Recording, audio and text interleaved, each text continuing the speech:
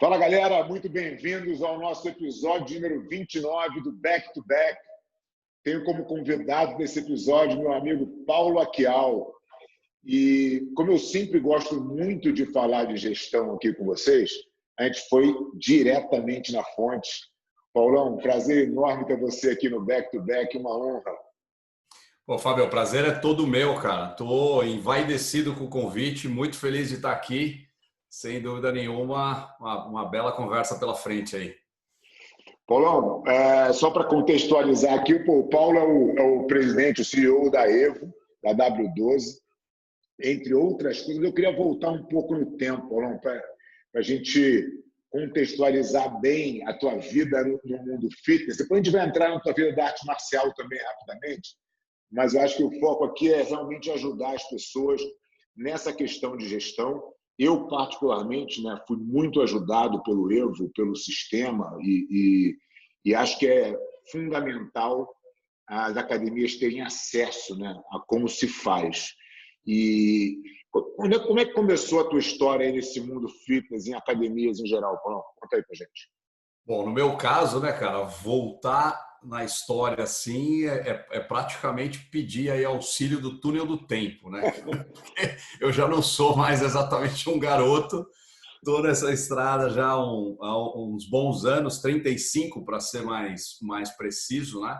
E começa em 1985, quando eu ingresso na Escola de Educação Física da USP, e naquela época a gente não tinha CREF, né, Fábio? Então a gente podia trabalhar desde o primeiro ano de faculdade. Eu sempre fui meio apressadinho e já entrei na faculdade já de olho já no exercício da profissão.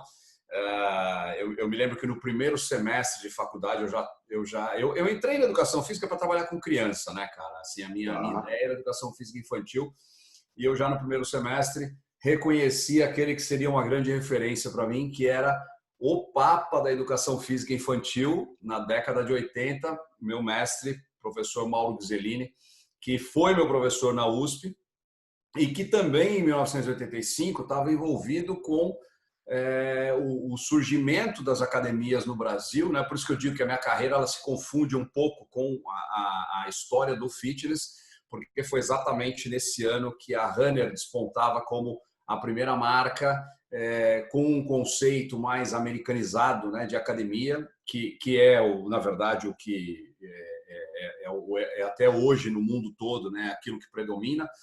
E isso tudo começou para mim em 1985 como estagiário da Runner. O Mauro me tirou do caminho da educação física infantil, me botou dentro do ninho, né, das academias, que foi a Runner, cara, que era assim a meca das aulas coletivas. Na época tinha a Companhia Atlética também, que era mais estrutura, equipamento, né, uma coisa um pouco mais sofisticada assim do ponto de vista estrutural. E a Runner era uma fábrica de talentos, de aulas coletivas, né, da aeróbica, né, a ginástica aeróbica. O Marfará dava aula de aeróbica na Runner. O Marfará dava aula de aeróbica, cara. O Marfará tinha voltado depois de uma temporada morando em Los Angeles, né? Então tinha voltado com tudo na cabeça e chamou o Mauro, que era professor de basquete no Pinheiros, um antigo professor do Mário Sérgio, que era o outro sócio.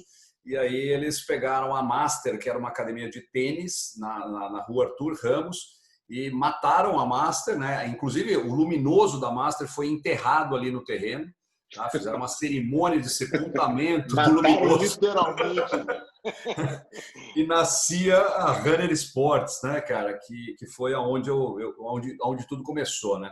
Então isso, cara, acredite se quiser, já está fazendo 35 anos, né? Paulo, vou te dar só para a gente não alongar demais a tua resposta aqui, a gente contextualizar. É engraçado que você fala isso, porque assim, eu entrei na faculdade de Educação Física em 88, na Gama Filho. E o meu objetivo, diferente do teu, já era o jiu-jitsu, né? Eu já tinha o jiu-jitsu como a minha... Eu que já queria fazer isso desde 15 anos. Então, eu entrei na faculdade, que era o caminho natural. Eu falei, vou me especializar, vou fazer uma faculdade e tal. Quando eu entrei na faculdade, eu tive um choque negativo, porque a faculdade era totalmente voltada para a escola, quer dizer, para o infantil, para o lúdico. E eu não queria nada daquilo, eu queria treinamento, eu queria fazer né, eu já queria alta performance e tal. Eu fui na faculdade meio paralelo aí à minha carreira de lutador, né? Eu ganhei a faixa preta em 89, então logo depois da faculdade eu já comecei a dar aula e eu não encontrava, na verdade, na educação física as respostas que eu procurava, né? Eu tinha muito mais informação pelo meu professor, que também foi formado na Gama Filho em educação física, e esse era um diferencial dele, inclusive, na época. Mas, assim, aí eu falei, cara, quer saber, se não está servindo para mim, eu vou focar só no jiu-jitsu mesmo. E aí teve um desafio na época que era com a luta livre, que em 91 eu falei, cara, eu vou me dedicar 100% a isso, e tranquei a faculdade e acabei não voltando mais, né? Mas assim, a gente vivia exatamente essa mesma época, só que eu estava no Rio. E eu queria fazer esse paralelo depois para tentar entender um pouco exatamente dessa virada do fitness, né? Porque na década de 80 no Rio, quando você falava de ginástica, as academias de ginástica do Rio eram em salas comerciais, né? Você subia a escadinha do prédio e tinha lá uma salinha de 60 metros quadrados com a mulherada toda dentro fazendo ginástica. As academias de luta eram iguais e, de repente, o fitness virou esse monstro, né, cara? Esse colosso de negócio. E é exatamente um pouco nessa época que você está falando, é o início da Runner, Companhia Atlética. Eu tive a oportunidade de conhecer a Companhia Atlética em 89, quando eu vim para São Paulo. Era um negócio assim absurdo, né?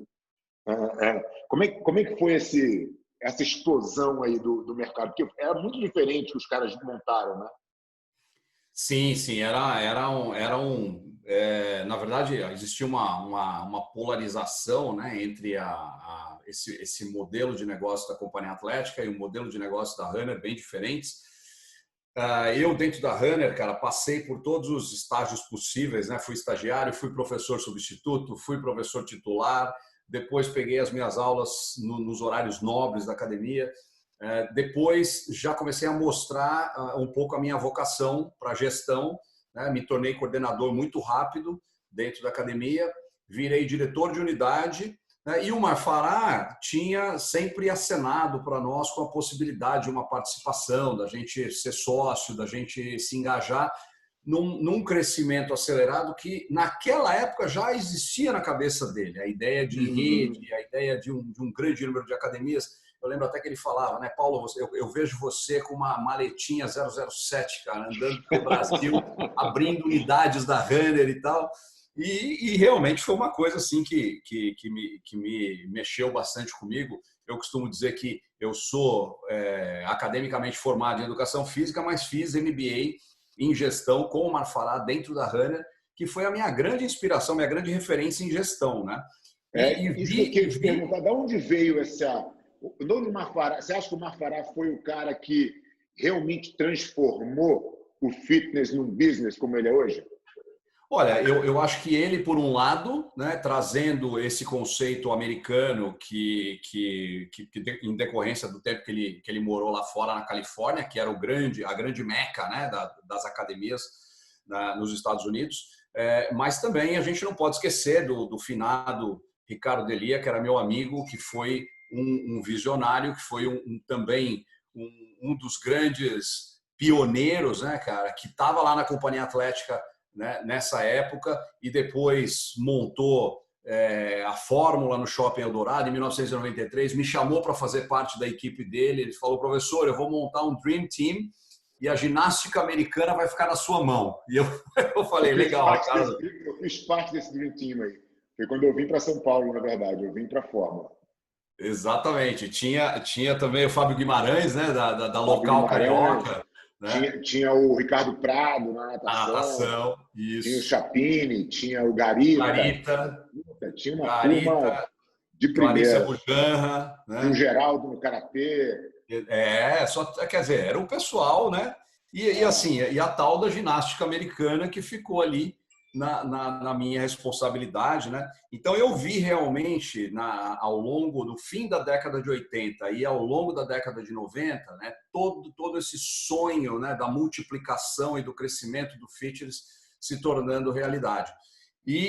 Cara, e tive a oportunidade, né, em 97, tá, já mais para o final da década de 90, de começar meu primeiro negócio, que eu, sem muita modéstia, Fabião, eu acho que foi um dos negócios que revolucionou o mundo do fitness no Brasil, né, porque estabeleceu uma outra referência, né, no que diz respeito a treinamento de professores, no que diz respeito até às Metodologia, questões, né? a metodologia, as questões ligadas ao marketing, né, e à comunicação, que foi a Body Systems, né, cara, que eu fundei em 1997, e durante 21 anos no Brasil a gente representou a Les Mills, né, a empresa da Nova Zelândia, que é líder em aulas coletivas, líder em programas de ginástica coletiva, e que foi assim, uma coisa que mudou completamente a minha vida, né? Aí eu usei aquilo que eu tinha aprendido com o Marfarana Runner, Sim. mais aquilo que eu aprendi na década de 90, viajando o mundo, em convenções, em congressos, dando aula, né, aí ao redor do planeta. E aí eu coloquei essa experiência toda. O Body System chegou a estar em quantas academias aqui no Brasil, Paulo? A gente chegou, nosso recorde foi um pouco acima das 2.000 academias, né? A gente chegou a ter 2.100 academias, alguma coisa assim. E hoje, quando eu olho para a Evo W12, né, já com mais de 4.000 academias Pois ali, é. a Mas gente, também a naquela gente já época tinha fez duas Body academia, Systems. muito menos academia do que tem hoje, obviamente, né? Sem Assim, dúvida, sem dúvida. você tinha talvez o market share da Body Systems era até maior, mas tinha um universo muito menor aí de gente, né? A questão é assim, né, cara, que a Body Systems e a metodologia da Les Mills dependia de uma sala de aula e dependia de um modelo que comportasse as aulas coletivas, que tivesse professores, e enquanto que no caso do Evo, da W12, é tecnologia, cara, quer dizer, qualquer Sim. estúdio, qualquer modelo de negócio vai sempre precisar de um sistema de gestão, né? Então, você tem um addressable market, né? Você tem um mercado em potencial muito Sim. maior do que o das aulas coletivas, né? Mas eu acho que a O, Body o, Systems o fez um Body bom System papel. poderia se equiparar hoje ao que é o CrossFit, mais ou menos, né? Que precisa de um equipamento ali dentro da sala, treinamento dos professores, né? Eles foram para um outro modelo, mas acho que eles devem ter estudado bastante, né? O que vocês já tinham feito aí durante muitos anos. As pedras que vocês tinham quebrado no caminho. Eu acho que assim, tem uma coisa que eu gosto muito de falar, que aliás eu enxergo muito no jiu-jitsu também, né? No caso das artes marciais, eu acho que eu enxergo mais no jiu-jitsu até do que em outras artes marciais.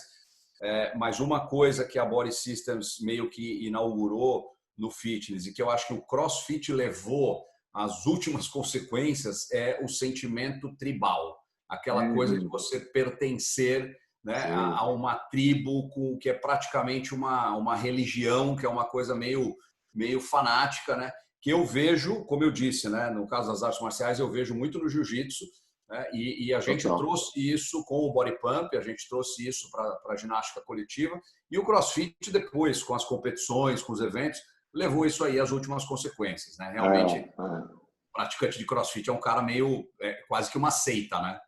Você sabe que é engraçado, porque a gente tem um filiado nosso em Minneapolis, uma das nossas principais filiais nos Estados Unidos. E ele é um dos primeiros crossfits dos Estados Unidos. Acho que ele está dentro do grupo dos 300 primeiros boxes. E ele tem um box bem grande de crossfit e tem a nossa escola do lado, bem grande também, tem um tatame grande, um box grande. Não tem nenhum aluno que faz as duas atividades. São tribos totalmente distintas. Assim, todas elas com pertencimento fortíssimo, né? E quanto mais forte esse pertencimento, menos permeabilidade eles têm ali entre eles, né? Então, esse ponto do belonging aí, que é um tema que a gente tem trabalhado bastante aqui na Aliança, inclusive, era o tema desse ano, e possivelmente a gente vai arrastar até para o ano que vem, em decorrência aí da pandemia, mas é um dos sentimentos mais importantes, né, cara? As pessoas precisam pertencer a algo, né, Paulo? Acho que esse sentimento é do ser humano, né? E a gente vive numa sociedade hoje que permite que as pessoas se isolem, mas isso vai fazendo mal, né? As pessoas precisam realmente pertencer a algum grupo, a alguma coisa. Eu acho que Eu a acredito, agrega eu bastante acredito, isso. Acredito demais nisso, tanto que eu acho que um dos temas mais debatidos ultimamente, né, a questão do modelo híbrido, né, no fitness e no mundo das academias, e gente assim se perguntando se existe alguma possibilidade, algum risco de que as aulas virtuais, as aulas através de aplicativos, possam substituir, né, o modelo convencional presencial. E eu acredito assim com muita convicção de que não vai acontecer, exatamente por esse sentimento de pertencer que é tão importante na prática da atividade física, né? Eu como professor, Fabio, como professor de educação física, né? Eu participei de muitas discussões, aquelas discussões que a gente dizia, discussão de sexo de anjo, né? Que não leva a nada, o pessoal discutindo qual que é a modalidade melhor,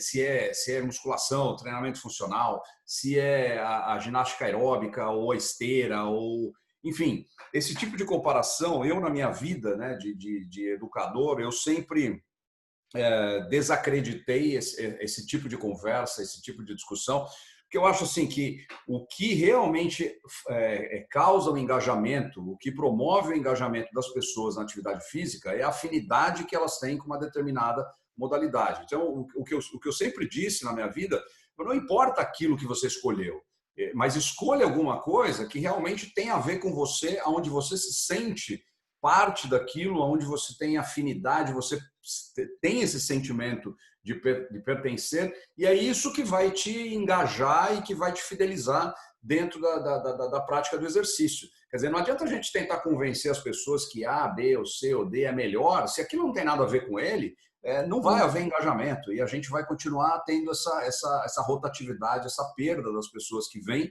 praticar e que depois desistem, né? Então, acho que cada um tem que procurar aquilo que mais tem a ver consigo, né? É aquela coisa da tentativa de você entregar a experiência, né, para o cliente. Você tem que entender que ele está buscando de fato, qual é o objetivo dele, né? Senão fica só na beleza da palavra que está todo mundo usando, mas com muito pouco conteúdo, né? Vou entregar a experiência para o cliente, tá? Mas é a experiência que ele está a fim de viver, né?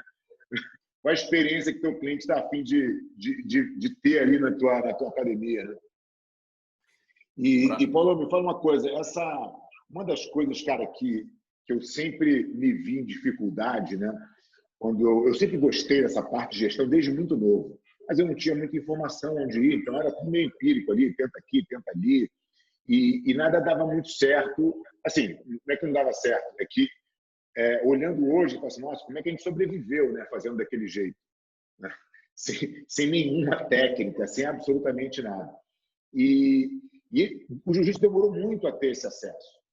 Eu lembro que, minha academia, em 2010, se eu não me engano, foi quando eu mudei para o prédio que a Aliança São Paulo está hoje, eu lembro de ligar para o Luiz Amoroso e falar, Luizão, preciso de um help aqui. Cara, porque eu mudei para uma academia agora, para um prédio grande, e eu preciso, de uma vez por todas, entender esse negócio de gestão de academia aqui. Porque até então foi só na vontade, com muito pouca técnica. Ele falou, muito bem, vamos lá. Ele ficou 3 anos comigo lá, a gente implementou o Evo logo nessa época, eu estou com vocês aí há tantos anos, né?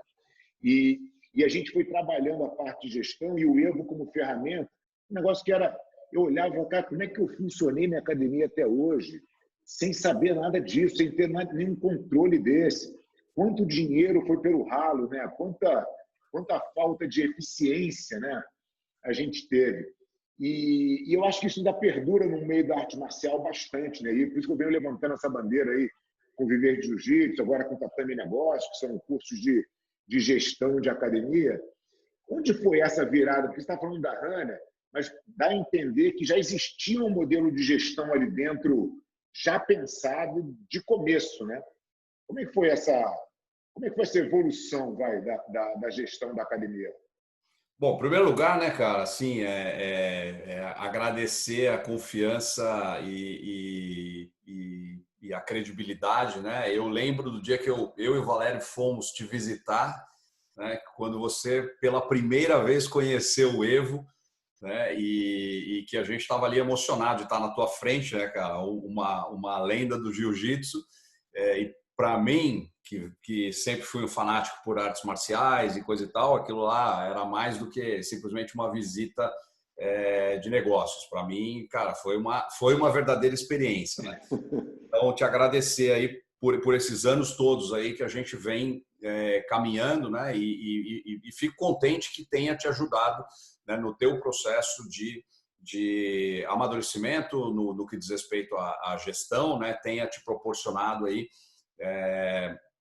subir todos os degraus que você subiu no que diz respeito à gestão. Eu acho que a gestão tem um lado muito forte que está relacionado a sistemas, né? Que está relacionado a toda a métrica e toda a matemática, que é uma frase que, assim, desde acho que da primeira palestra que eu assisti com algum guru da gestão, né, que é um jargão, uma frase clássica, né, que é: o que você não mede não pode ser gerenciado, né? Então a gente precisa de dados, a gente precisa de indicadores, a gente precisa de números, e isso realmente foi um dos impulsionadores, né, do mundo fitness, no momento em que os sistemas de gestão já presentes em outras verticais, né, em outros nichos, em outros setores da economia, começaram a chegar e começaram a invadir a vida dos gestores, que na sua maioria, né, Fábio, a gente sabe disso, ainda é assim, né, Brasil afora, com todo esse território continental que a gente tem, a maior porcentagem dos gestores de academia são da área de educação física. E, portanto, não tem a formação acadêmica, não tem o preparo, vamos dizer, universitário, né? Não tem uma formação de base no que diz respeito à administração, no que diz respeito à gestão. Então, isso acabou ajudando muito, né, o nosso setor. Agora, tem um outro lado da tecnologia também, que eu acho que tem tudo a ver com a gestão moderna, que você mencionou, né, que hoje muita gente fala, nem todo mundo sabe do que nós estamos falando, que é a tal da experiência, né?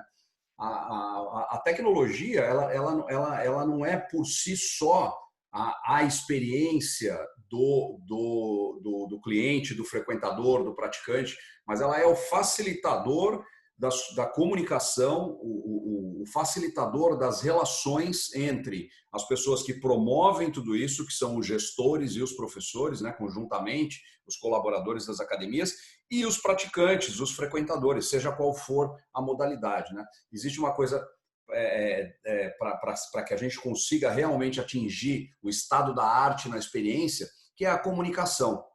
E é isso que a tecnologia vem trazer, né, num estágio cada dia mais sofisticado, e quanto mais sofisticado ele fica, mais simples fica a comunicação, mais fácil fica a comunicação, para que tudo aquilo que se promove possa rapidamente chegar às pessoas, atrair as pessoas e criar todas essas experiências, né? Mas eu acho que no começo dos anos 2000, talvez a gente tenha dado um grande salto, né, no que diz respeito à gestão de academias. Eu acho que a década de 80, que foi onde eu comecei, e a década de 90 também, tenham sido os momentos românticos, né, das academias de ginástica e de uma gestão bastante amadora, bastante familiar, né, bastante primitiva, mas com o seu lado bom, né, com o seu lado de relacionamento, o seu lado de proximidade com os clientes. Agora, no princípio dos anos 2000 é que realmente o crescimento do nosso setor, né, da nossa indústria, ganha força, né, com traços mais sólidos, mais maduros de gestão, quando a gente começa a entender mais também de liderança e de gestão de pessoas, né, porque durante a década de 80 e 90, lidar com professores era uma coisa muito difícil para o dono da academia, né, lidar com a personalidade, com o talento, com os egos e essa coisa toda. E aí também com um crescimento marcial, um degrau acima no ego. Então, com a proliferação, né, dos cursos, das palestras, dos seminários, dos congressos, a democratização da informação e o surgimento dos conceitos mais modernos de liderança, então a gente começa a ser capaz de montar equipes de alta performance e aí viabilizar esse crescimento que a gente está vendo do nosso setor, que obviamente a pandemia deu uma pequena atrasada aí, mas aí não é só no nosso setor, né? Quer dizer, na economia mundial. Absolutamente. Pô, você tocou num ponto muito legal. Assim, primeiro da visita de vocês, né, do tu e do Valério no escritório pela primeira vez e tal, onde a gente começou aquela parceria que já dura aí mais de 10 anos. E tem uma outra história com o Evo muito legal, porque o Luiz veio para a minha academia e ficou ali como consultor, né, da gestão durante uns 3 anos. A gente implementou o Evo, até a hora que ele me deu alta. Falou, Fábio, pode tocar, você já sabe fazer o que você tem que fazer, mete bronca. Deu alta é bom. E aí eu fui tocando o negócio, mas chegou uma hora que eu esbarrei na questão do marketing, não conseguia crescer, eu estava com uma dificuldade. E eu achei uma propaganda do Croco na internet, cliquei lá e estava anunciando um encontro, palestras e tal. Eu me cadastrei e fui num hotel assistir uma série de palestras. E quando eu vejo no backdrop, para minha surpresa, estava lá, Sponsored by W12 Evo. Eu falei, nossa, o que esse cara tem a ver com isso aqui também? Voltei para casa, passei a mão no telefone, liguei para o Valério. Falei, Valério, fui num evento assim, assim, assim, pô, esse negócio do marketing digital, preciso entender disso. Ele falou, Fábio, estou indo tomar um café com você aí amanhã. Ele foi no meu escritório de novo e me explicou que era o momento que vocês também estavam vivendo o erro de marketing digital. Ele falou, cara, a gente entrou no digital, a gente saiu de 500 para 2.000 clientes. Pô, esse é o caminho. Eu falei, o que eu preciso fazer? Eu falei assim, isso e isso. E aí eu peguei aquele roteiro, segui a risca, minha academia explodiu, bateu o número máximo de alunos que a gente podia atender. Minha academia virou um case da RD Station, né, que era a plataforma que ele tinha me indicado ali de inbound marketing. Eu comecei a estudar marketing digital e isso foi me ajudando numa série de outras coisas. Então, acho que a relação com vocês aí sempre foi uma relação de muita troca, muita parceria, né? Agora a gente está lançando aí o aplicativo de níveis de arte marcial em conjunto aí também, que é outro sucesso, com certeza que vai ajudar muita gente, muitas academias. E eu acho que essa busca de melhorar, eu te pedi para fazer esse paralelo com o fitness, porque eu acho que a arte marcial vive um momento similar ao que o fitness viveu na década de 90, talvez no início dos anos 2000. Né? Não com a pretensão de ter o tamanho das academias de fitness, mas com a pretensão de fazer com que o nosso profissional, o nosso professor de arte marcial, tenha conhecimento de gestão para que ele possa realmente parar de expulsar as pessoas da arte marcial. Né? Porque quando você não, como você falou, quando você não consegue analisar o dado, você não vê o cara está saindo. Quer dizer, o cara está indo embora da tua academia, você não sabe por quê. E você continua insistindo naquela maneira como que um dia você fez e que, como eu falei assim, pô, como dava certo, né? Mas, na verdade, eu tenho a resposta. É feito com paixão, é feito com amor, você tem a relação com o aluno. Aquilo é muito verdadeiro, mas aquilo é insuficiente para você crescer o teu negócio. Então, como é que você bota um pouco de gestão sem perder esse amor e essa paixão pelo teu aluno? Então, acho que o arte marcial está vivendo esse momento agora. As pessoas estão começando a prestar um pouco mais de atenção para essa parte de gestão e eu acho que a gente pode entregar para a sociedade como um todo, né, através de todos os professores e profissionais de arte marcial, um serviço muito melhor. Porque se você olhar para o fitness hoje, pô, qual academia de fundo de quintal? Que difícil, né? O cara hoje tem tanta concorrência, né? É difícil o cara ser ruim. O cara tem que ser, no mínimo, médio, senão o cara não fica no mercado. Né?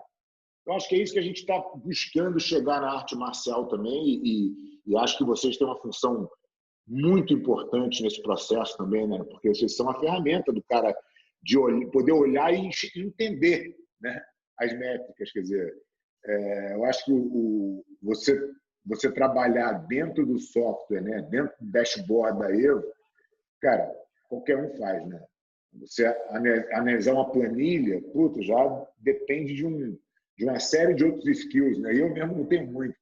A planilha para mim é um horror, entendeu? Mas você entra num software ambientado, bacana, fica muito fácil a informação, né? Sim, cara, e assim, quando você fala das artes marciais, né, e de que isso talvez esteja acontecendo agora com as artes marciais,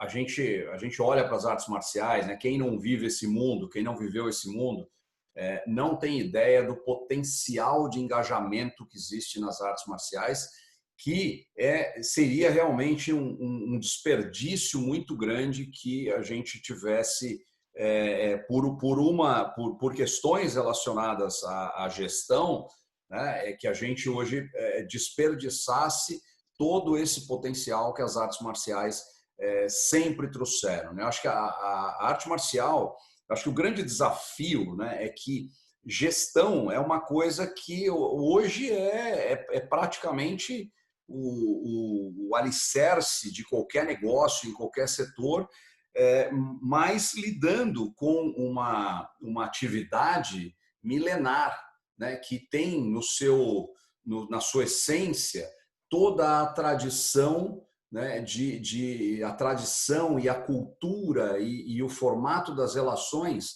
né, de um mundo muitos anos atrás, né, muitos anos anterior ao nosso. Então, acho que é um choque de tradição e essência e cultura com a modernidade, né, da gestão e a tecnologia e essa coisa toda, né? Então, assim, mais cedo ou mais tarde ia ter que acontecer, né? Essa fusão, eu acho que é uma fusão mais do que necessária, né? Eu acho que vocês do jiu-jitsu estão de parabéns, né? E você é um dos pioneiros, você foi um dos caras que puxou essa corrente, né, de modernizar a forma com que as artes marciais se relacionam com a sociedade, né?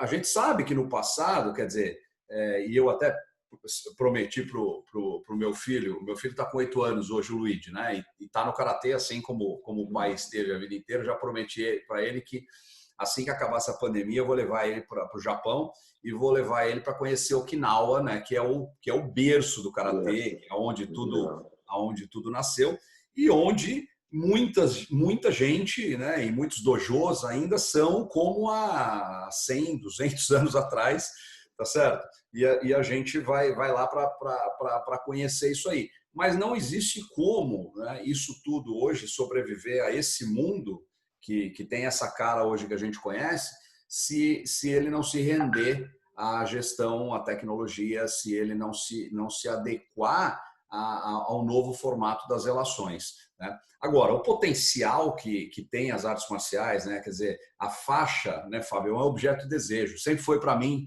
né? E é para todo mundo. E talvez seja uma grande vantagem que exista. Acho que o CrossFit captou bem isso. E o CrossFit trouxe a história da competição, da disputa, explorando bastante a competitividade, né, do ser humano, né, e talvez essa seja uma das grandes razões do sucesso, né, do conceito.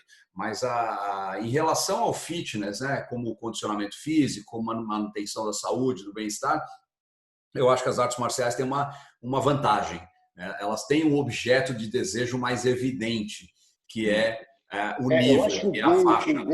o gol do praticante de arte marcial, e a gente teve o cuidado também, né, de encurtar esse trajeto. Então, você tem a faixa, mas você tem os graus na faixa. Então, são pequenas metas, né, que o aluno vai se colocando ali, porque vai galgando aos poucos o caminho, para que, quando ele entenda, quando ele chegue na faixa preta, ele consiga ter o entendimento de que não era aquele o objetivo, né? Que a jornada valeu muito mais do que o que ele conquistou de fato e que ele está entrando agora num outro caminho de muito aprendizado também. Mas eu entendo que para o praticante é um estímulo, né? A faixa, sem dúvida nenhuma, é o estímulo. E você tocou num ponto que eu acho muito legal, que é você não quebrar a tradição, mas nem por isso virar as costas para a evolução, né? Eu acho que a tradição ela é fundamental, ela é a razão pelo que a gente está aqui hoje, né? Se você não existisse, se o karatê não fosse feito em Okinawa do jeito que ele foi feito, as academias de karatê seriam diferentes. Quer dizer, a tradição ela é muito importante de ser preservada. A gente está vivendo um momento no jiu-jitsu agora interessante no sentido de que a gente teve a família Gracie com a escola Gracie baseada na defesa pessoal. O jiu-jitsu se desenvolveu para as competições, virou um esporte. Então, hoje, a Federação Internacional organiza 120 campeonatos por ano em 80 países. É um colosso de organização de eventos e o jiu-jitsu esportivo vem crescendo muito, mas vem se dissociando completamente da defesa pessoal. Isso ligou uma luz de alerta, né? Assim, pô, cuidado, porque a gente não pode perder essa essência, porque é essa essência que entrega jiu-jitsu para todo mundo. O campeonato é para uma minoria, como o crossfit. Você pode fazer crossfit por diversão, para manter sua forma física. Se você quiser ir para a competição do crossfit, cara, é para um percentual muito pequeno, porque é um treinamento extenuante, né? Sempre no limite, quer dizer, é uma coisa para muito pouca gente. E o jiu-jitsu estava caindo nessa armadilha. Então, a gente vem no momento agora de tentar resgatar essa tradição, né? Trazendo a defesa pessoal para conectar aí com a parte competitiva. E, junto com tudo isso, trazer para o professor, para o profissional que tem uma academia, que dá aula de jiu-jitsu, olhar e falar, bom, legal, se eu tenho que atender esse público todo aqui, eu vou precisar ter um modelo de gestão eficiente. Porque uma coisa é eu ter um bando de competidores treinando comigo, isso é fácil, você vai lá, treina e tudo bem. Mas quando eu tenho que entregar arte marcial para a mãe, para o pai, para a criança de 5, para a criança de 9, para o garoto de 14, a coisa muda de figura completamente. Você precisa ter ali uma gestão muito bem definida, uma metodologia, né? Você tem que transformar aquela sua academia, que um dia foi uma academiazinha pequena e coisa e tal, numa empresa, né? Que olhe para o cliente, fale, olha, o melhor serviço que eu posso te entregar é esse aqui. E eu acho que as artes marciais estão demorando um pouco a virar essa chave, entendeu? E eu sei que vocês aí no Globo têm centenas de academias de arte marcial já usando o software, o que é um maravilhoso sinal de que as pessoas já estão aí se preocupando com isso, né? O que você está falando, né, é a conexão que as artes marciais precisam fazer com essa necessidade da vida moderna, que é o cuidar da saúde, do bem-estar, uma abordagem um pouco mais sistêmica e um pouco mais abrangente e democrática, né, para que a gente consiga trazer uma porcentagem cada vez maior da população para a prática do exercício, do esporte, ou seja lá a modalidade que for, né? O treinamento de alto nível, né, de formação de atletas de alto rendimento, ele é extremamente elitista, né? E ele não só não vai ter um foco como esse, não vai cumprir o seu papel, né, de alcance dentro da sociedade, como também, em termos de negócio, né, Fábio? Não é interessante porque não escala, né, cara? Não escala, e o cara que está lá quer ganhar dinheiro com aquilo, ele não quer pagar, pô. Exatamente. Eu falo, pô, o atleta profissional, ele quer, de alguma maneira, ganhar dinheiro com o jiu-jitsu, né? Ele quer amanhã dar aula, ele não quer ficar pagando mensalidade, ele nem acha que ele deve, entendeu? Então, é uma relação que fez as academias, e é engraçado, quando eu olho as gerações à frente da minha, que cometeram muitas vezes esse erro também, elas não estão mais aí, elas não estão mais no jiu-jitsu, porque elas tiveram que fazer outra coisa, né? O que foi a prova cabal para mim foi, cara, esse caminho está errado, eu vou precisar fazer diferente, né? Eu vou precisar criar aqui uma estrutura que eu entregue jiu-jitsu para todo mundo, que eu tenha a minha academia, e olha que eu sou um aficionado por competição, a nossa equipe é a maior vencedora da história do esporte, a gente adora competir, mas isso é um pequeno percentual da nossa grade de aula. Então, se a gente oferece lá 500 e poucas aulas por mês, a gente tem 20 de competição. O resto é para o público em geral. Agora, a competição é uma grande vitrine, né? Voltando mais uma vez, né, lá para o passado, como professor, né, eu tinha o alcance daquilo que eu fazia na década de 80 ainda limitado à academia, limitado àquele ambiente um pouco mais restrito, né? Quando eu comecei a competir e surgiram os campeonatos de aeróbica, né, em 87, 88, eu e a Mônica, em dupla mista, amargamos, né, 2 vice-campeonatos e finalmente conseguimos ganhar o Campeonato Brasileiro em 89. A minha E foi carreira... muito mais gostoso de ganhar do que se tivesse ganho todos, quer dizer, tem aquele... É Né? verdade, é verdade. Mas isso deu uma outra visibilidade, né, para a minha carreira profissional e aí decolou. Então, eu acho que o esporte de alto rendimento, para as academias também, ele por si só não escala, mas ele, como foi para você uma vida inteira, é uma vitrine muito importante, né, através da qual você mostra a qualidade do trabalho, você Eu mostra... acho que ele é um label de excelência, né? Você fala assim, olha, cara, a gente está aqui colado na tradição, a gente ensina a defesa pessoal, mas o high-end do esporte a gente também está lá, e a gente é o melhor que tem nessa parada aqui, ó, entendeu? Acho que, sem dúvida nenhuma, é um selo de qualidade. Mas sabe o que foi uma coisa que a gente teve que lutar bastante contra?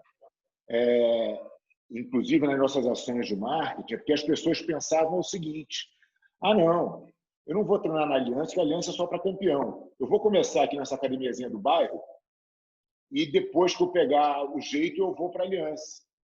E esse talvez seja o maior equívoco que você possa cometer, né? Porque a academia de bairro, muitas vezes, ela não tem estrutura, ela não tem divisão de nível, ela não te conduz no seu aprendizado da forma ideal. Então, você tem uma experiência ruim com jiu-jitsu. E aí você sai dali e acha que tudo é que jiu-jitsu é sempre aquilo, né? Então, as academias maiores, na verdade, elas tendem a ter uma entrega melhor para o iniciante, porque elas têm muito mais estrutura, né? Como eu falei ali, a Aliança São Paulo tem mais de 500 aulas por mês. Você vai numa academia pequena, vai ter, sei lá, 2 por dia. E aí você vai botar que tipo de aluno ali? Vai botar todos. E aí acabou, né? Você misturou todo mundo no mesmo saco, ninguém se diverte, né? Fábio, vocês têm alguma medida do tamanho das artes marciais hoje, o número de estabelecimentos de cada uma das modalidades que oferece Olha, em Paulo, Brasil afora? quando você fala de arte marcial no geral, o número é muito grande, né? Eu me lembro há um tempo atrás, quando o Rorion lançou o UFC aí nos Estados Unidos em 93, ele já falava que a arte marcial era o segundo esporte mais praticado do mundo, só perdia para o futebol, né? Porque realmente, se você juntar todas as artes marciais no mundo inteiro, o número é assustador, né? Quando você fala especificamente de jiu-jitsu, por exemplo, hoje o dado mais aferido que tem, porque a federação não é uma medida, porque a federação ela cuida do campeonato, do profissional, do cara que tem ali o que é federado, né? Então, que é uma minoria absoluta. A gente calcula que no máximo 3% dos praticantes sejam federados. Então, o dado da rede social, do Facebook, da pesquisa do Facebook, eu acredito ser o mais fidedigno. Ele fala de 16 milhões de pessoas no mundo, né, relacionadas ao jiu-jitsu. Eu acho que, por exemplo, o karatê é maior ainda, porque o karatê tem uma penetração nos Estados Unidos, principalmente, muito grande, fora toda a Ásia. Então, acho que acho que o jiu-jitsu vem crescendo mais que todas as outras, mas eu ainda acho que o karatê e o judô ainda tem mais praticantes que o jiu-jitsu. E o número do jiu-jitsu aí em torno de 16 milhões de interessados, né? Não diretamente praticantes, mas de interessados, o que já é bastante gente, né? Se você pensar que na década de 80, quando eu comecei a competir, eu entrava num campeonato, eu conhecia todos os competidores. É verdade. E hoje eu vou num campeonato mundial, pô, tenho que me esforçar para conhecer todas as faixas pretas. Então, é realmente um crescimento muito grande e ainda super mal explorado. Acho que ainda tem um campo de crescimento aí, cara, avassalador, porque, como eu falei, o jiu-jitsu vem expulsando gente há muito tempo. E conforme as academias vão aprendendo a gerir os seus clientes, entregando para eles um serviço melhor, mais confortável, com mais sentido, né? Acho que você, como professor, vai entender bem isso. A pior coisa que você pode fazer como professor é dar uma aula que o seu aluno não entenda. Né? Acho que essa é a medida, se a sua aula foi boa ou não. O teu aluno entendeu? Pô, você não entendeu. Então, tecnicamente, você pode estar perfeito, mas a sua aula foi uma merda. Né? Isso é verdade. Então, a partir do momento que os professores começam a entender isso, a tendência é que, cara, que o número de praticantes cresça exponencialmente, né? Aliás, cara, você falou uma coisa que nesses 35 anos na educação física, eu perdi a conta de quantas vezes eu repeti isso, né? Em todas as situações possíveis. Eu sempre disse, não existe aluno burro, existe professor que se comunica mal, né? As pessoas, a gente não pode julgar a partir do ponto de vista do estudante, do aprendiz, do aluno. Quer dizer, a gente precisa ter a certeza de que houve o entendimento para a gente conseguir, então, encontrar a verdadeira educação, o verdadeiro ensino. Né?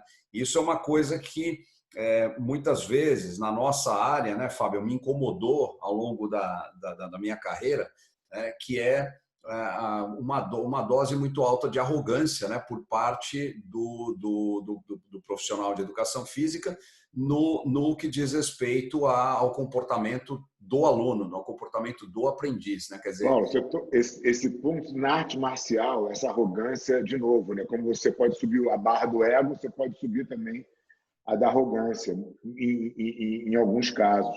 Eu já vi professores falando para o aluno que jiu-jitsu não era para eles. Entendeu? Assim, pelo simples fato daquele aluno não ser o casca-grossa que o professor foi. E ele achar que o jiu-jitsu é feito para ele. E vai totalmente contra toda a filosofia que a gente foi ensinado desde a Academia Gracie, desde o mestre Carlos Hélio, que o jiu-jitsu era para o cara mais fraco, para o cara mais desajeitado, para o cara mais franzino poder se defender. Né? Então, quer dizer, é uma inversão de valores tão grande, mas que o cara, nessa coisa de ser casca-grossa, competidor, e que é uma transição muito natural com que ele vire professor, porque ele ganha um destaque, né, em uma exposição dentro do jiu-jitsu, e fala, bom, agora eu vou capitalizar nisso, eu vou dar aula. Mas, pô, dar aula é uma outra arte, né? É uma outra história. É você virar a chave no sentido de ser competidor, tudo para mim, virar a chave, ser professor, tudo para vocês. Né? E essa chave, muitas vezes, demora a virar e muitas vezes, infelizmente, nem vira. Quer dizer, o cara continua sendo professor na egotrip dele, né? E não para servir o aluno. Né? Eu sempre entendi que a educação é um exercício de altruísmo, né? E não um exercício de egoísmo. Né? O professor está lá para o aluno e não o contrário. Né? E essa é uma das coisas que a gente tinha no treinamento da Body Systems, cara, desde 97, que era uma coisa onde a gente batia muito forte, aliás, né? Que é assim, normalmente nas academias, os alunos que recebem as doses mais altas de atenção, né? E têm um tempo maior dedicado, são aqueles que menos precisam. Tá certo? Quer dizer, Sim. São exatamente aqueles mais tímidos, mais limitados, mais descoordenados, aqueles que durante tanto tempo ensaiaram vir para uma academia, vencer os seus medos, né, superar a timidez, a baixa autoestima, e são exatamente esses que precisavam de uma atenção para ser rapidamente inseridos no contexto e desenvolver o sentimento de pertencimento. São exatamente esses que normalmente recebem menos atenção e que, na verdade, são negligenciados. Né? Então, eu falei isso uma vida inteira. A educação é um exercício de altruísmo. Né? A gente vive para eles e não o contrário. Assim como na gestão, né, Fábio? Eu também eu ia te falar isso gestão. agora. Eu falei, parece que estava ouvindo o Jim Collins falar. Você na gestão é a mesma coisa, né? Você está ali para servir a tua empresa, não o contrário, né? não a tua empresa para te servir. Quer dizer, essa inversão de valores compromete o resultado drasticamente, né? E é engraçado porque tudo que você se dedica nesse sentido, né, cara, de se doar, de fazer pelo outro, os resultados são sempre muito melhores, né? E acaba voltando para você em dobro mesmo. Que as pessoas, assim, eu entendo que não é fácil quem não fez ainda enxergar isso. Mas, pô, tá todo mundo falando que é assim, né? Todo mundo que faz sucesso, quando você vai falar com os caras falam, cara, é assim que é assim. Quando você entende isso, então entende logo, pô, entende antes de fazer, que vai ser mais fácil o caminho, entendeu? Boa parte ainda, né, infelizmente, mas boa parte dos gestores ou dos empreendedores, né, que a gente encontra por aí, eles ainda têm muito medo daquele cara da equipe mais talentoso que possa fazer sombra à posição dele. Quando, na verdade, quer dizer, o líder de verdade, ele vai sempre tentar se cercar de pessoas com talentos que são talentos que ele mesmo não tem e Complementares, né? que ele precisa combinar para atingir objetivos mais ousados, para chegar onde a gente quer. Então, quer dizer, o cara que passa uma vida como gestor, contratando gente medíocre, né, ele é aquele que não vai experimentar o sabor, né, de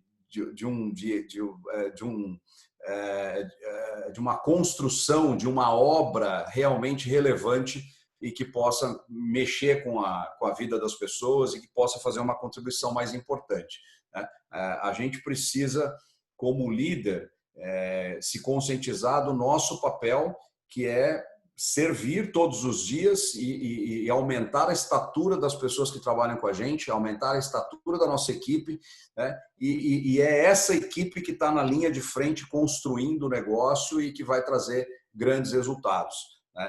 Então, acho que é essa conscientização que hoje... E você sabe que esse perfil, né, das pessoas que não querem ter sempre pessoas abaixo, geralmente são aquelas pessoas que gostam de afago, né? E que lidam muito mal com o contraditório, com posições diferentes, com diversidade. São pessoas meio engessadas e que gostam sempre de confete para as suas ações. Isso faz com que você crie um limitador, né, Paulo? Assim, cara, nada vai passar a sua medíocre sabedoria, né? Assim, você não bota ninguém que de fato contribua para a tua evolução. E eu acho que isso se relacionar com pessoas melhores que você é fundamental para o teu crescimento, né, cara? Você tem que buscar isso diariamente, né? Essas coisas de falar assim, você tem que ter um mentor, você tem que buscar pessoas que possam te orientar de alguma maneira, né? Que você possa conversar num nível acima do teu, que te dê essa colher de chá, né? Que te dê essa... Fala, pô, vem aí que eu vou te contar mais uma, né? E você vai ali absorvendo conhecimento para o teu próprio crescimento, para o crescimento do teu negócio, da tua equipe, enfim. O segredo de uma equipe de alta performance é você se rodear de pessoas que te desafiam todos os dias, né?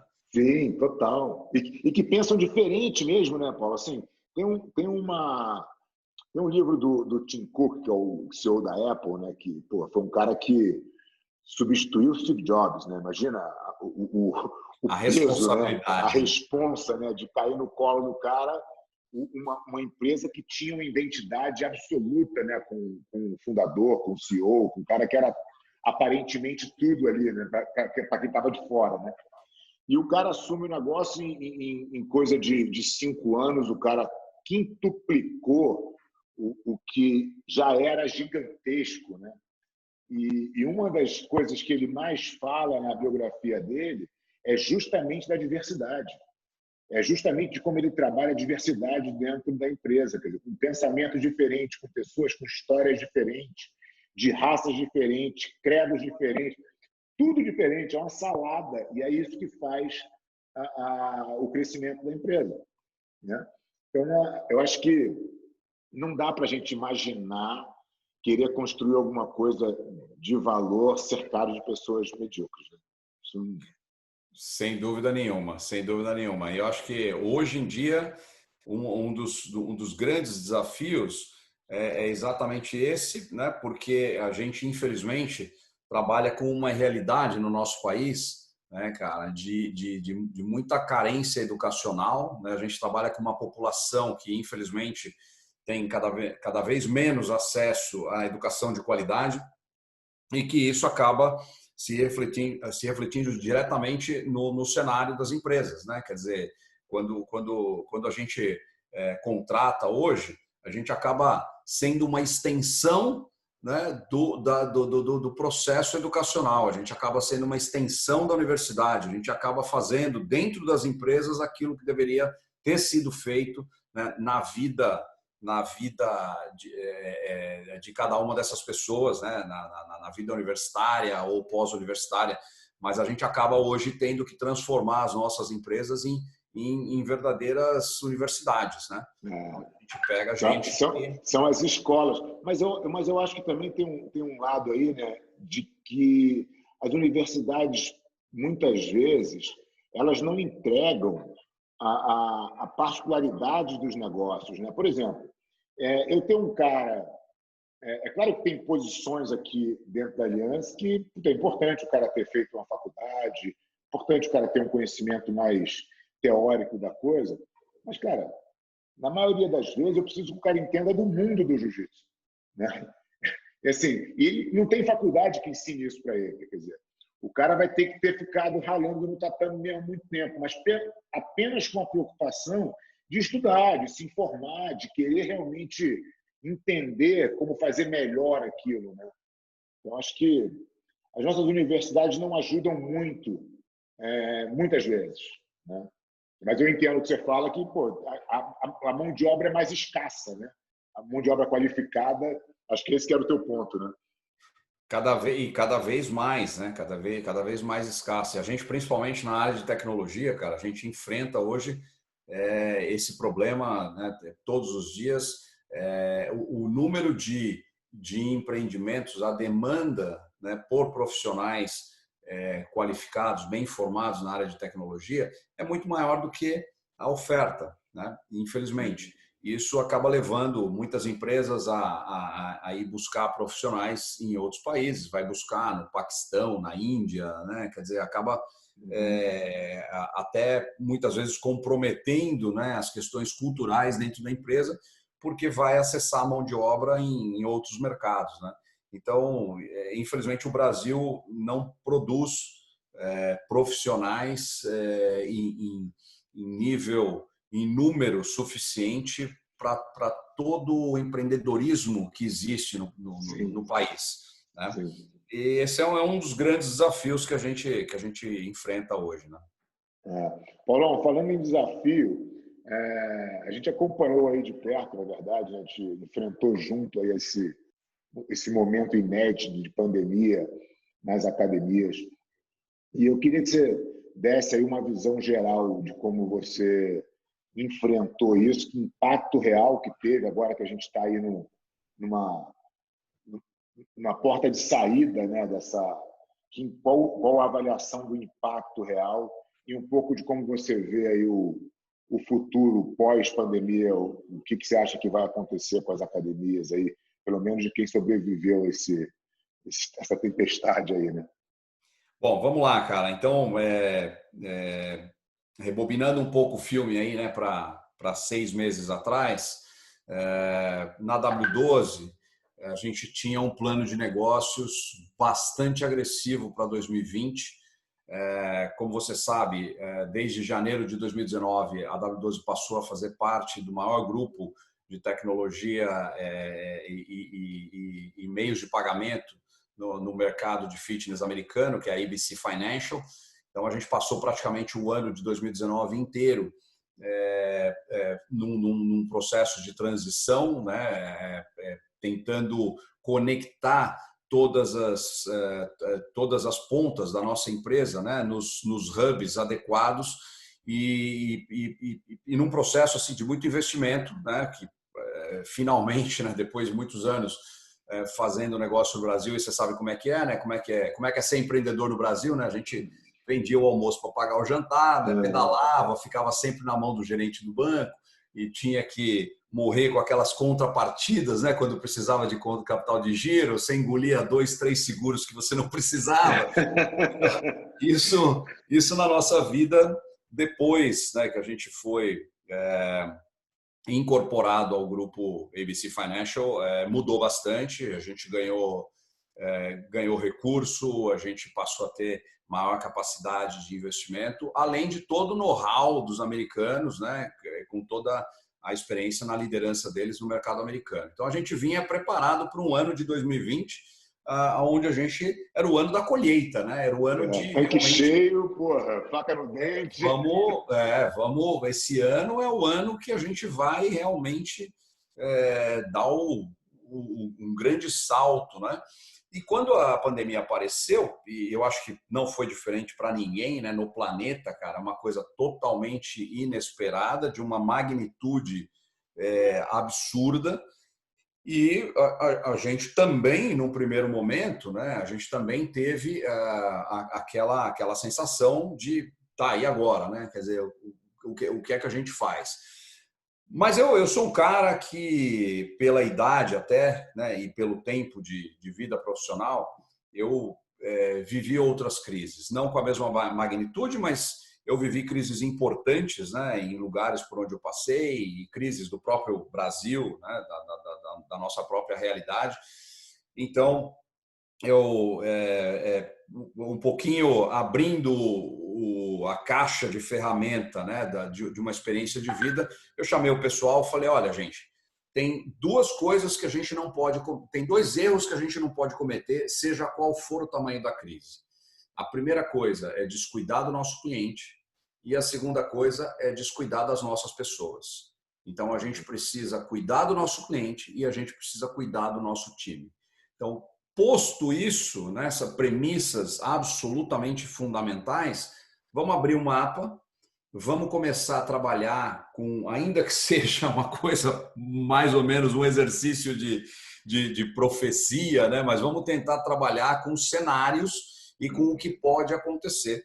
E aí a gente tomou acho que uma decisão sábia, né? A gente praticamente desprezou toda a estrutura organizacional que a gente tinha, com as pessoas pertencendo a determinadas áreas, e nós pegamos um grupo de pessoas de todas as áreas, né, oriundas de todas as áreas da empresa, que fossem pessoas com um nível mais alto de sensibilidade e que tivessem capacidade de lidar com pessoas no estado emocional exacerbado.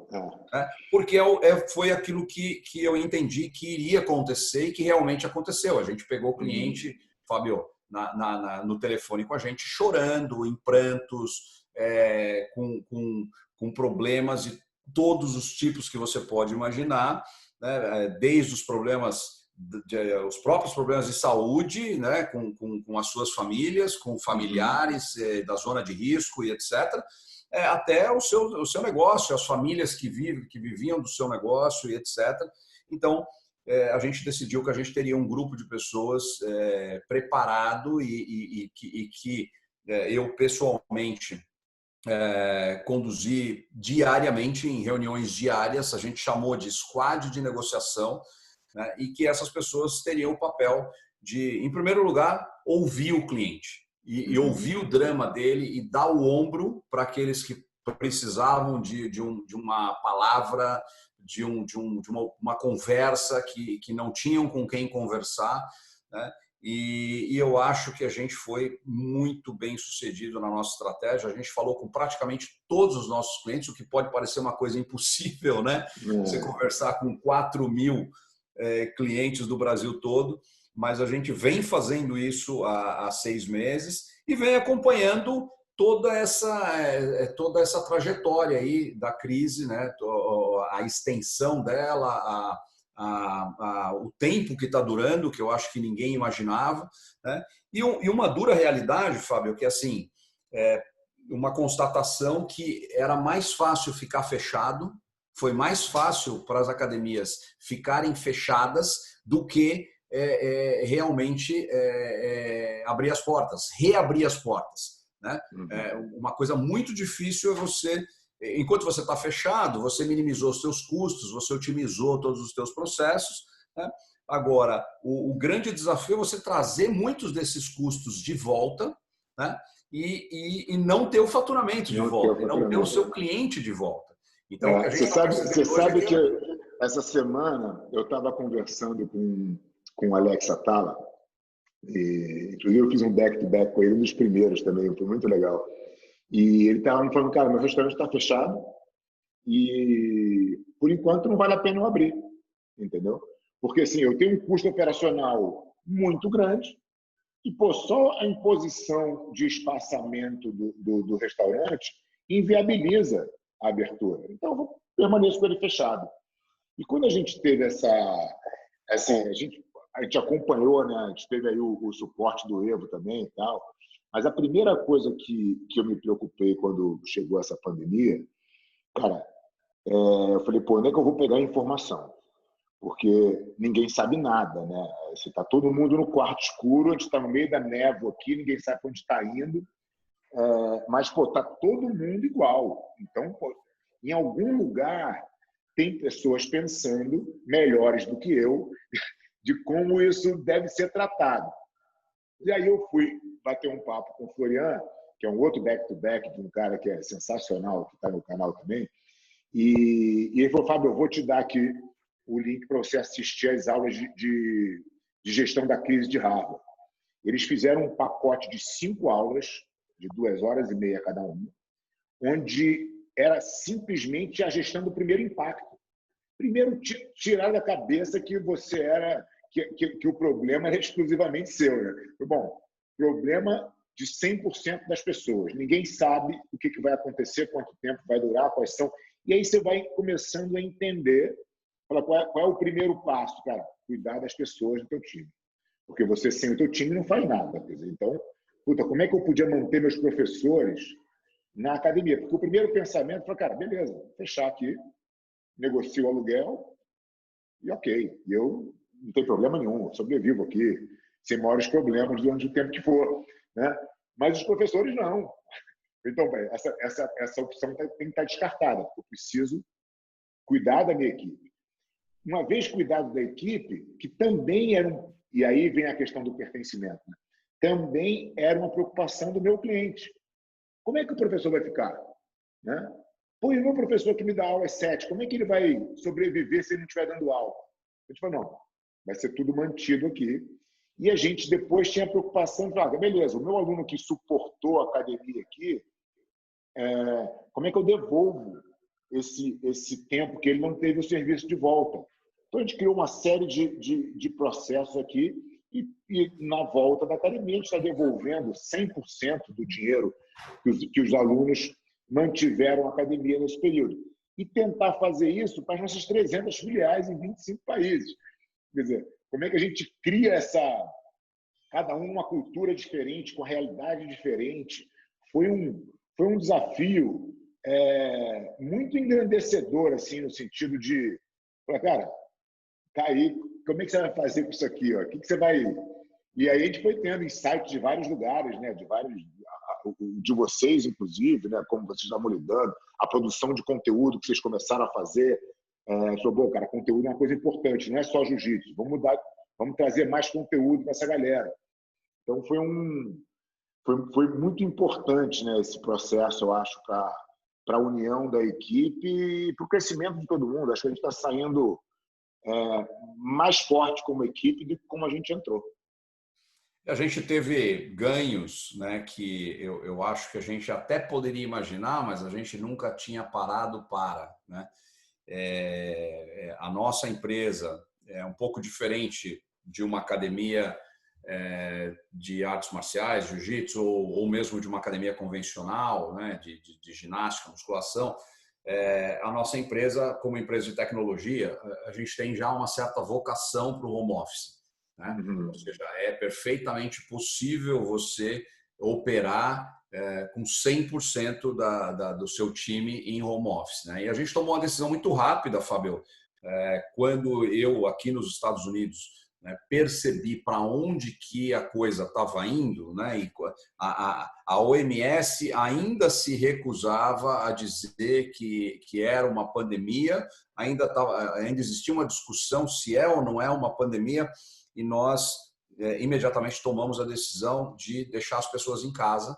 A gente optou pelo home office 2 semanas antes que praticamente a eclosão, né, da crise no Brasil. E eu acho que isso foi muito importante para nós, porque a gente descobriu o quanto nos custava, dentro da normalidade pré-pandemia, né, o quanto nos custava os deslocamentos das pessoas no trânsito de São Paulo, o quanto nos custavam as interferências e perda de foco no trabalho todos os dias com coisas absolutamente desnecessárias e não pertinentes ao nosso objetivo e ao nosso propósito. Então, quer dizer, o home office acabou sendo uma grata surpresa para nós, a produtividade aumentou muito. Eu acho que a gente nunca publicou tanta coisa, cara, nesses últimos meses, né, na história da empresa, né, foi uma coisa realmente assim, por parte do nosso time, né, o compromisso, o empenho, a dedicação, até o sacrifício, porque a gente varou vários finais de semana, né, para fazer tudo isso acontecer, né? Então, eu acho que a gente aproximou muito mais as pessoas dentro do time, internamente. Eu acho que a gente tem um time hoje que se conhece muito mais, né? A gente ficou muito mais próximo do cliente e é uma comprovação daquilo que a gente já sabe, né, Fábio? Nós que não somos mais garotinhos, né, cara? Que a gente já tem aí uns anos de estrada, mas a gente sabe que toda crise traz um aprendizado muito grande, né? E que se você enfrenta a crise da maneira correta, de peito aberto, né, com a cabeça no lugar, muito provavelmente você vai sair dela mais sábio e mais forte do que antes dela. Então, eu acho que é isso que está acontecendo com grande parte dos gestores, com grande parte do nosso mercado, que eles estão saindo mais sábios e mais fortes, né, do que jamais foram, né? Isso é uma coisa muito... Eu vejo essa característica, cara, nos nossos filiados. Você vê que sempre tem aquele cara que tem tenta ter um pensamento um pouco mais negativo, quer entregar os pontos, né? E essa é a hora da resiliência, né? Segundo a definição do Bernardinho de resiliência, é não aceitar o não, né? Então, assim, não tem outra possibilidade. Eu vou ter que atravessar esse deserto aqui. Não tem outro jeito. É difícil, não tem aluno, ninguém está pagando, mas eu não quero saber. Eu vou achar um jeito de fazer isso acontecer, né? E eu acho que as pessoas ficaram realmente imbuídas desse sentimento no nosso time. A gente, dentro da pandemia, a gente conseguiu ainda ganhar novos clientes de fora, imagina, academias fechadas, que se credenciaram a gente para ter o suporte. A gente ganhou mais clientes do que a gente perdeu, embora a gente tenha perdido um pouquinho de academias que eventualmente fecharam. O cara não aguentou, né? Não tinha estrutura. A estrutura ainda era muito frágil, né? E ele acabou tendo que fechar a academia. Qual o percentual, Paulo, que aconteceu aí de clientes do Evo que tiveram que fechar? Você tem esse até número? o momento, já um pouco acima dos 10%. Um pouco acima de 10%. O que é muito acima do mercado, né? Porque o mercado está falando de 40%. Acima da nossa normalidade, né? Pré-crise, né? Pré-pandemia. Né? Mas é muito abaixo do mercado que prevê um fechamento de até 40% das academias pós-pandemia. Eu acho que assim, a gente tem aí também as abordagens mais extremistas, né, cara? É meio dramático isso, você acha? Na realidade, não é essa. 40%, aí tem uma forte dose de pânico. TV Globo. Ou de pessimismo, né, como a gente preferir. Mas a verdade é que o número de fechamentos, né, por mês ele está sendo mais que o dobro daquele normal que a gente sempre enfrentou. Porque no fitness, você sabe que abrir e fechar a academia é uma coisa razoavelmente simples, né?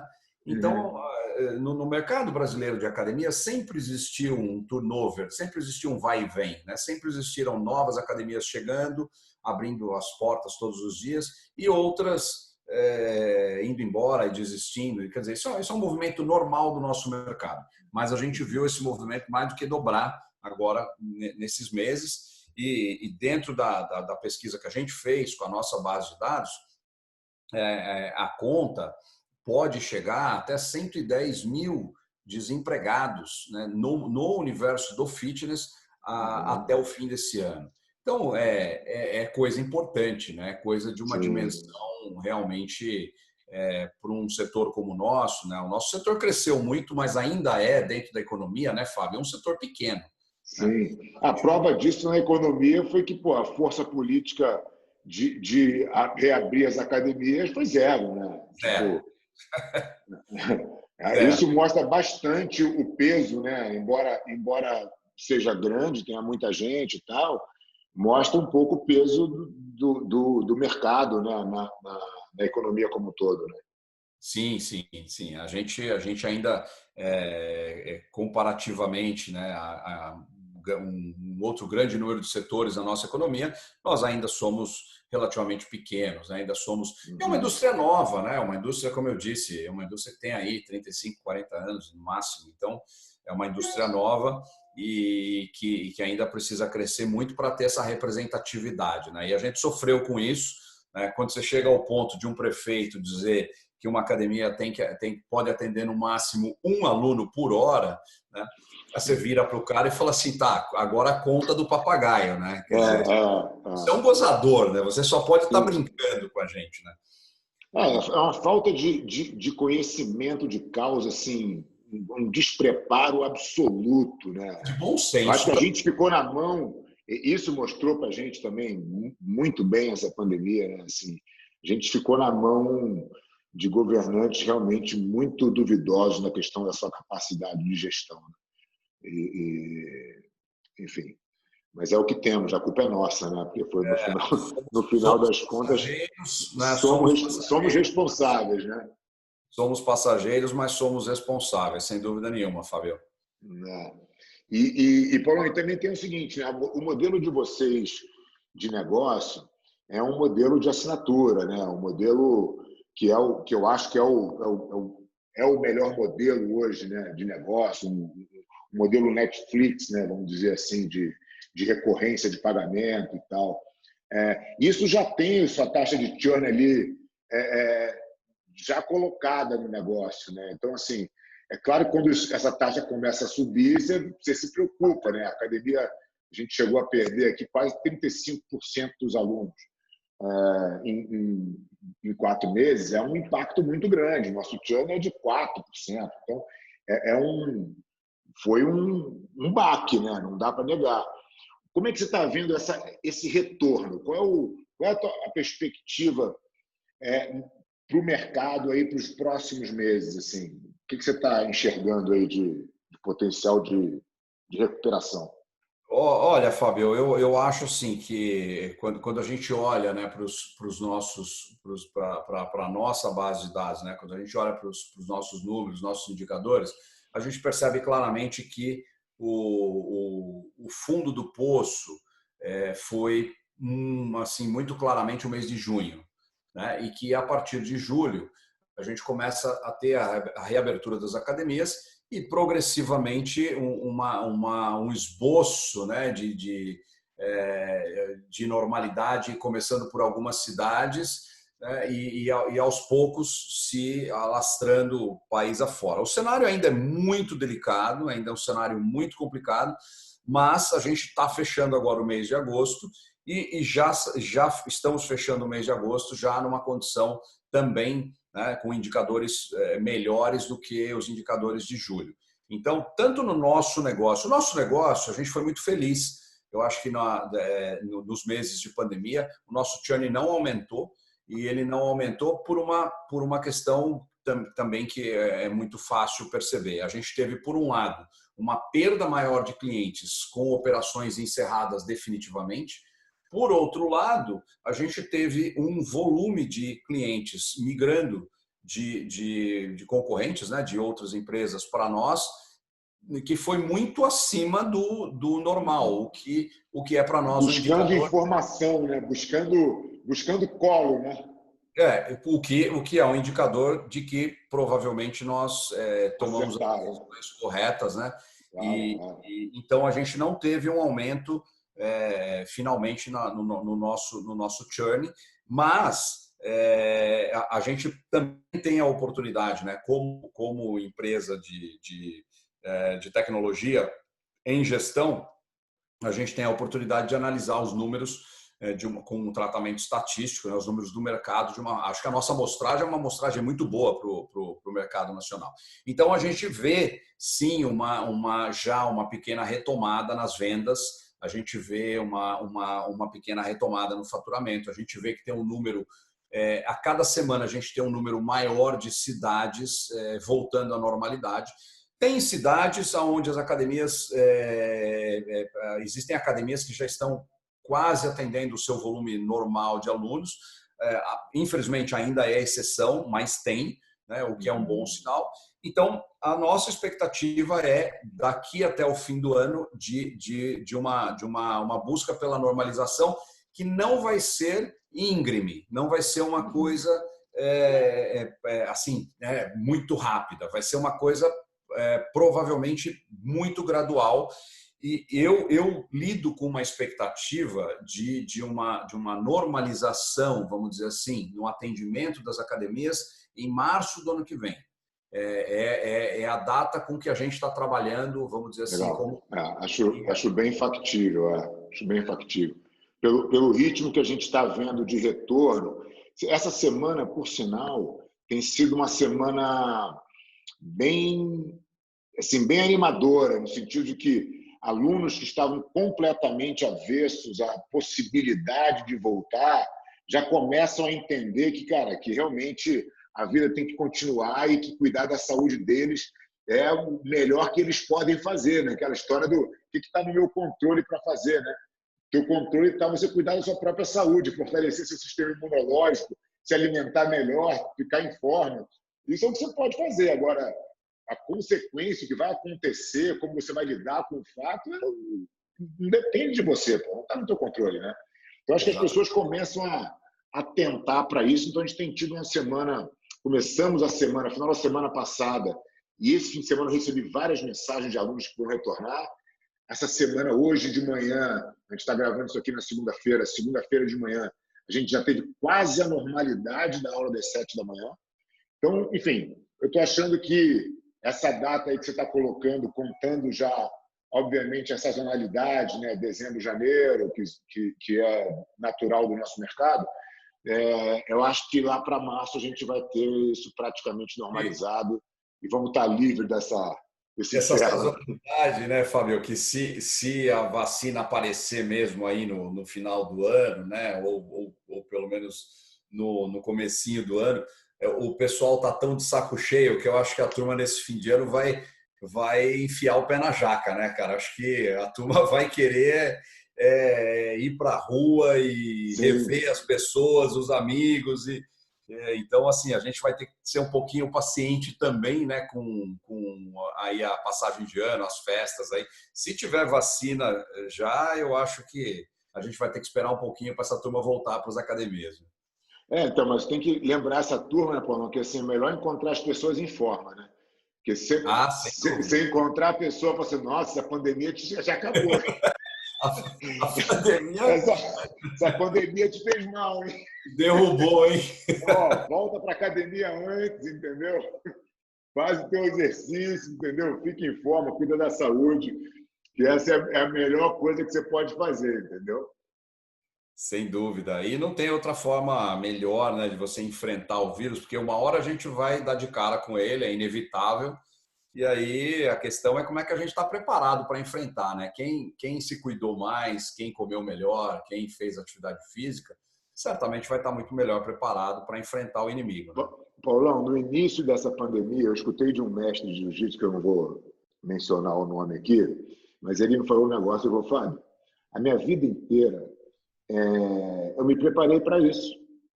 Eu sempre cuidei da minha saúde, eu sempre fiz atividade física, eu sempre me alimentei bem, eu não bebo, eu não fumo, eu durmo bem, eu cuidei da minha saúde por 50 anos.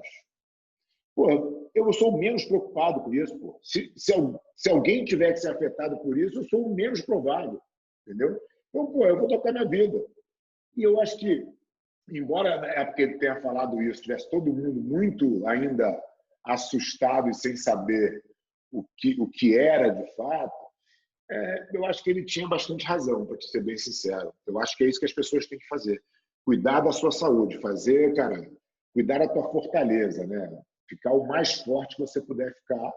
E aí, cara, a vida é cheia de... Você não tem controle das coisas, tem que viver, pô.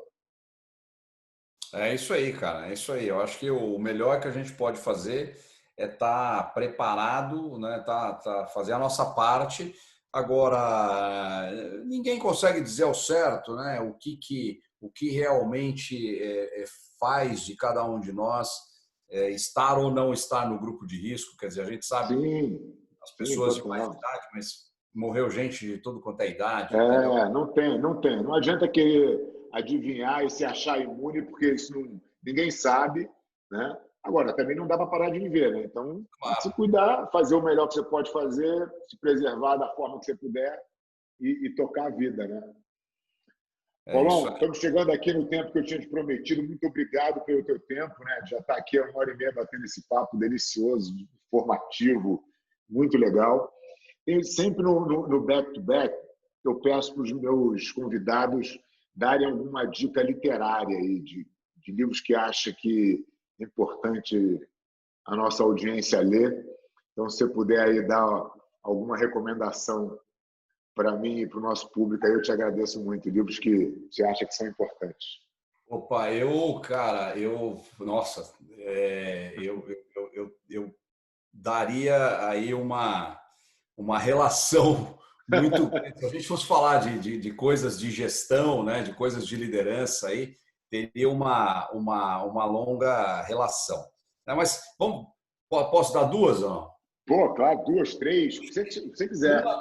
Uma que está muito aqui, uma que tá muito alinhada com o nosso papo, né, e que tem a ver com as artes marciais, também tem a ver com a origem do karatê, que é a arte marcial que eu escolhi na minha vida e pratico desde a década de 80. E a outra que é mais assim o meu perfil, né, que é de personalidade. Né? Então vou começar por essa aí, né, que eu acho que é muito a minha cara, assim, é muito a minha história de vida, que é Execution, ou execução em português. Uhum, Né? Rancharan, acho que é uma bela leitura. Para mim é quase que uma bíblia, assim como você citou Jim Collins, né, que eu considero uhum. também que são bíblias, né, cara? São leituras que a gente tem que revisitar cada vez que a gente lê, a gente descobre coisas que a gente Sem dúvida. não tinha visto antes. Mas uma que eu acho que tem a ver com a gente aqui, com as artes marciais, com o nosso momento, né, e com a origem do karatê em Okinawa, que é o Ikigai.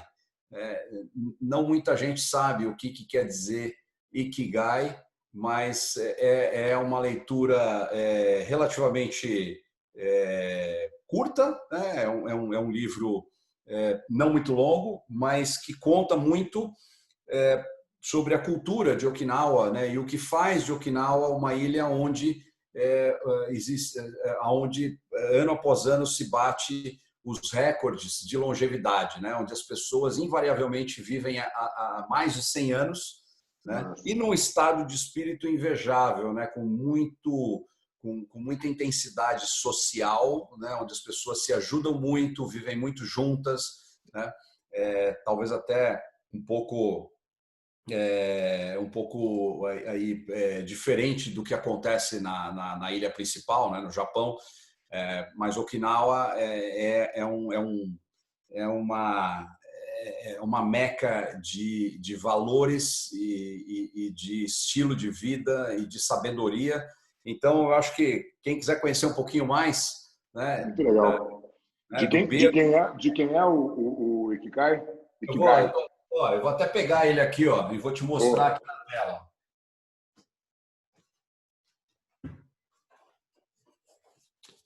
Ó, tá aqui, ó. Ikigai, Hector Garcia e Hector Francesco Garcia. Miralles são repórteres, né, que foram passar um tempo em Okinawa e tentar descobrir os segredos, né, de uma vida longa e feliz, né, que Muito é aquilo legal. que a gente descobre, né, que Okinawa tem para ensinar para o resto do mundo. É. Então, ali Eu, vai. eu tô, eu tô terminando, eu tô terminando o Musashi, que eu tinha começado a ler há muitos anos atrás, e aí parei, é um livro de 1.800 páginas, né? E, e aí eu retomei agora, essas últimas 2 semanas, e estou na metade do segundo livro, né? Uma história, a gente estava falando de Japão e tradição, né? E como é importante a gente entender, né, da onde vem realmente essa raiz da arte marcial, esse conceito do Bushi, né, do samurai. Pô, tem sido uma leitura muito prazerosa para mim, cara. E eu parei na época, há muitos anos atrás, e não tinha conseguido ler. E eu retomei agora e tem sido incrível. Mas esse Ikigai eu fiquei bem curioso e vou botar na minha lista aqui. Pode pedir Teve essa na. Book Friday da Amazon agora, sexta-feira passada. Bom, eu comprei tudo que eu gostaria de ler. Eu devo ter uns 2 anos de leitura já garantida ali, no ritmo bom, hein? Mas A gente, quando tem essas feiras, a gente vai com muita sede ao pote, pô, né? vai com A tudo. gente Vai. menospreza as 24 horas do dia, né? E a quantidade de desafios que tem na nossa agenda diariamente. Mas é sempre muito bom. Aliás, o meu Ikigai eu comprei na Amazon mesmo, cara. Então, e eu botei essa rotina na minha vida de leitura, cara, que tem sido assim, muito bacana para mim, e a pandemia intensificou, né? Então, hoje eu leio de 2 a 2 horas e meia por dia, é sagrado a minha manhã. Assim, eu treino de 6h30, 7h30, depois é o meu tempo de leitura, cara, desligo tudo. É uma meditação, né? E chego no escritório 10 e pouco aqui, ainda tenho o dia inteiro pela frente, e tem sido bem produtivo para mim. Você falou do Jim Collins, que a gente mencionou o Jim Collins. A gente já falou aqui em outros back-to-backs, mas tem o Good to Great, tem o Build to Last, são 2 clássicos dele aí que eu acho que vale muito a pena de serem lidos aí para quem quer entender um pouquinho de gestão, de equipe, né? Da importância de quem está no ônibus, né? Não para onde o ônibus vai. Eu acho que dicas preciosas. Paulão, mais uma vez, pô, muito obrigado pelo teu tempo aí. Foi um prazerzaço bater esse papo contigo aí. Forte abraço, tamo junto. Os. Valeu, Fábio. Super Valeu. obrigado pelo convite aí, cara. Adorei. Valeu, Paulão. Valeu, tudo de bom. Tchau.